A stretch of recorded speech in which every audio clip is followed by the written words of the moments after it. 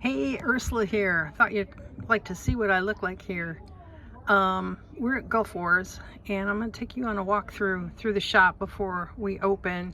We open at 3 o'clock today, so you'll hear noise and conversations in the marketplace, and I apologize for that, but this is what I can do. So let me show you what we got. I have way more looms than I have space for. I think I'm short a table. So what I have are, these are called hybrid looms, and I have them in just plain wood, in fancy wood, and then you'll see some more that are even fancier in a bit. I've got 3 different sizes of ankles. These happen to be Purple Heart, beautiful wood. The one in the back does 5 yards.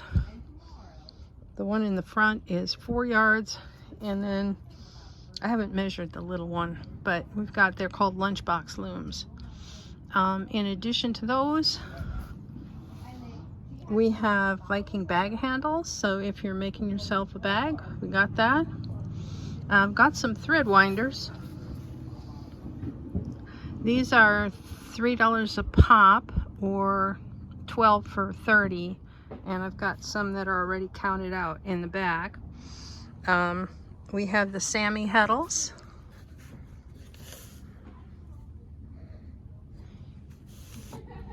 Okay, keep in mind these prices are timely, so if you're watching this video much later, like years from now, nothing doing on those prices.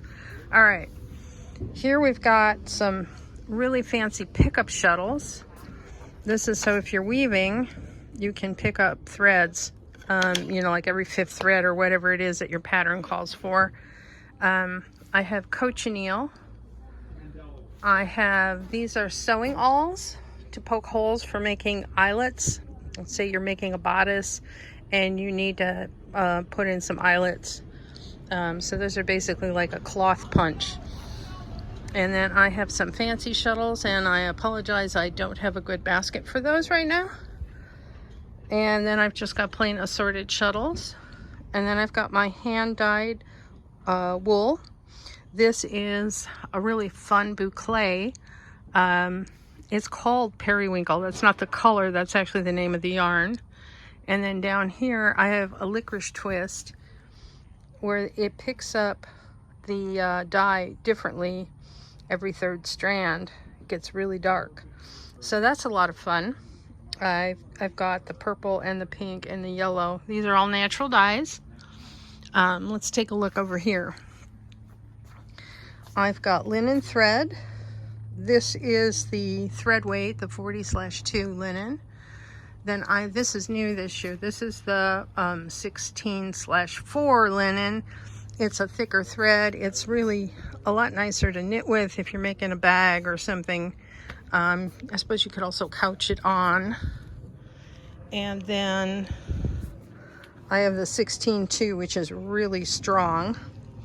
Now if I step back a little bit, you'll see I've got the 20/2 thread weights.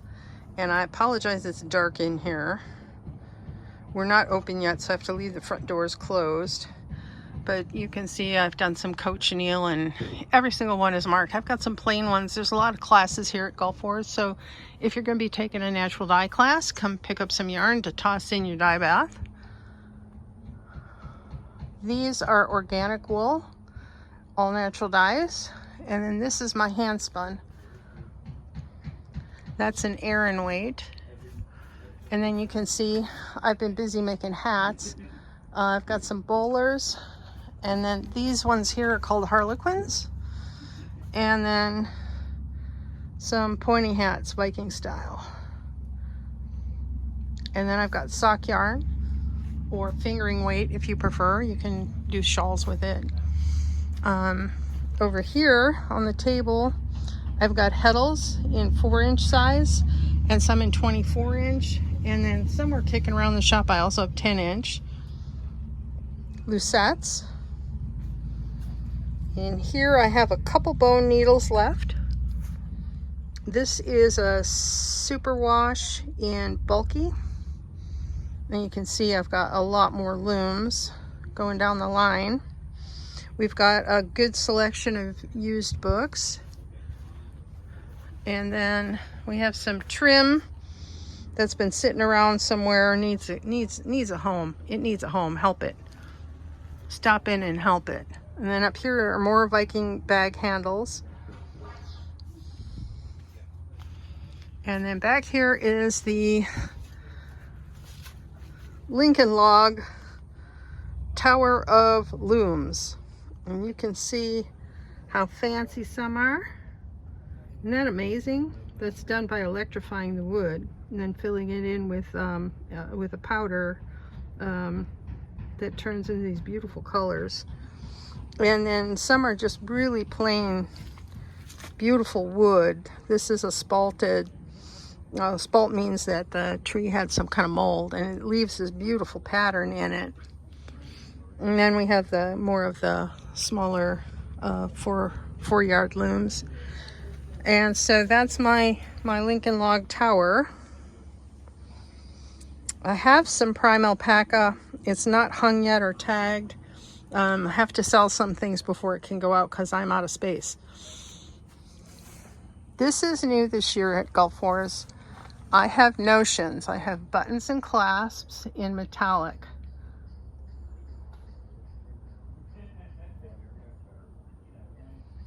Now these are also on the website online. So if you're watching this from home and you're not here at Gulf Wars, you can buy those. Just go to ursulas-alcove.com. This is the Zephyr yarn. It's a wool silk blend. Beautiful colors. This is a Heather. It's a 2/8 light fingering weight. The Zephyr is a lace weight. And then I'm going to zoom out here. And you can see all the hats I've got done. On the top we've got tall pointy hats. And then these are the lower style. These are the Viking style. They were designed, well, I shouldn't say they were designed, but they were meant originally to go under those leather helmets as padding. And then, of course, you wouldn't wear leather when you're on a sea voyage to go raid villages in England, so you just wore the wool to keep your ears warm. And then these are flat caps. These came about during Henry VIII's time period. They became mandatory for all tradesmen to wear. It helped promote his wool trade, and all sailors pulling into port had to buy one.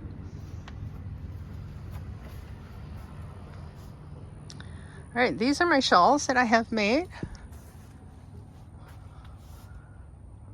You may or may not have seen me working on these on the loom.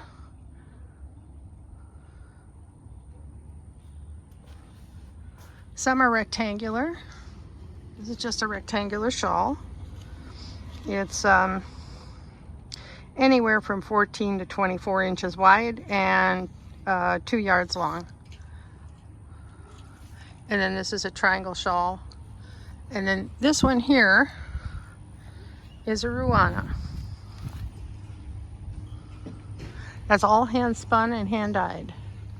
I have another one in purple. And that concludes our tour of the booth for this Gulf War. Hope to see you. If not, come visit the shop. Ursula's Alcove is URSULAS-ALCOVE.com. See ya.